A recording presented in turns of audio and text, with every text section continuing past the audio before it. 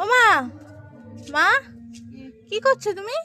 এই তো গাঁদা গাছের কুড়িগুলো কেটে দিচ্ছি, তবে তো আরো ব্রাঞ্চ বার হবে, আরো ভালো ব্রাঞ্চ যত বেরোবে তত ফুল ভালো হবে। ওইগুলো কেটে দিলাম, ওই কুড়িগুলো কালকে কেটে দিয়েছিলাম।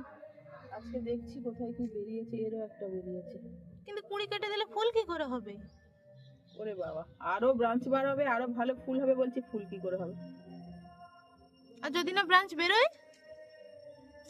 আরে ব্রাঞ্চ বেরোবার জন্যই তো কাটছি, এই তো ওই এই যে